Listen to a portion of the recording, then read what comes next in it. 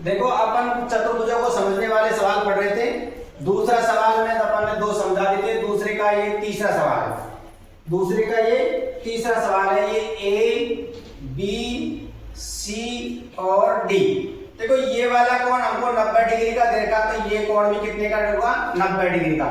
शीर्षाभिमुख कोण चतुर्भुज के बराबर होते हैं। शीर्षाभिमुख कोण बराबर होते हैं, बराबर होते हैं। तो x बराबर कितना हो जाएगा? 90 डिग्री। तो हमको पता चल गया x का मान कितना आ गया? 90 डिग्री। अब देखो त्रिभुज, ये वाला त्रिभुज से अपन हल करते हैं। त्रिभुज DOC plus DCO plus COD, इनका योग कितने का होता है? 180 का। अब देखो इसमें इसका DO, इसका मान कितना दे रखा है हमको? 90 डिग्री। इसका मान हमको दे रखा है 30, और ये y है तो इसका मान क्या लिखेंगे? DOC, और एक बार तो ये हो गया हमारा DOC, दूसरा हो गया DCO और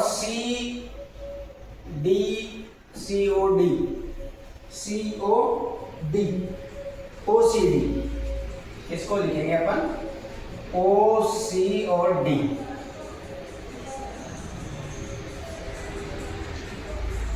ये 90 हो गया, ये 30 हो गया, इसका मान 180। इन दोनों को जोड़ो, जोड़ने पर कितना हो गया? 120 प्लस में 22 बराबर 180। 120 का पक्षांतर कर लो, y बराबर हो गया 180 माइनस का 120, तो y का मान कितना आ गया? 60। इसका मान हमारे पास कितना आ गया? 60। y का मान 60। देखो y और z कौन से कोण है? z बराबर y, क्योंकि ये कौन से कोण है? एकांतर कोण। एकांतर कोण आपस में बराबर होते हैं। अगर y का मान 60 है तो z का मान भी कितना आ जाएगा? 60। हमको z का मान निकालना था, y का मान निकालना था और x का मान निकालना था। देखो x का मान 90 आ गया और y का मान कितना आ गया हमारे पास? 60, और z का मान भी कितना आ गया? 60। x, y और z के मान हमको इसमें ज्ञात करने थे। ये दूसरे का तीसरा सवाल है। चतुर्भुज दे रखा है ABC और D। देखो ABCD चतुर्भुज दे रखा है। सबसे पहले देखो इस पूरी का मान होता है 180, तो ये हो गया x प्लस 80 बराबर 180। 80 का पक्षांतर कर दो तो x बराबर हो गया 180 माइनस 80, तो x का मान हमारा कितना आ गया? 100। इसका मान कितना आ गया हमारा? 100 आ गया। देखो ये और ये दोनों कौन से कोण है? शीर्षाभिमुख कोण। y बराबर कितना हो गया? 80। x का मान अगर 100 है तो ये वाला कोण शीर्षाभिमुख कोण है, तो ये भी कितने का हो जाएगा? 100 का। चलो हल करके देखते हैं। ये हो गया x प्लस y बराबर 180। y का मान, x का मान पता चल गया हमारे पास में कितना है? 100 प्लस y बराबर 180। 100 का पक्षांतर कर दो, y बराबर हो गया 180 माइनस का 100, तो y बराबर कितना आ गया हमारा? 80। तो y का मान पता चल गया हमको 80। इसका मान ज्ञात करना है, तो देखो ये हो गया y प्लस ये और ये दोनों y बराबर z। ये कौन से कोण है? एकांतर कोण। y और z कौन से हो गए? एकांतर कोण। एकांतर कोण आप बराबर होते हैं। अगर y का मान हमारे पास में 80 आया तो z का मान भी कितना आएगा? 80, तो z बराबर कितना आ गया? 80। हमसे x, y और z का मान पूछा था। x का मान कितना आ गया? 100, y का मान कितना आया? 80, ये, और z का मान भी कितना आया? 80। इस प्रकार आपको x, y, z के मान हमको ज्ञात करने हैं। इससे संबंधित एक सवाल और है, इस दूसरे सवाल का चौथा सवाल, दूसरे का चौथा सवाल।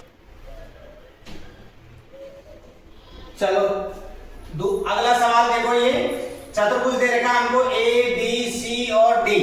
ये 40, ये Z, ये 112, बाह्य।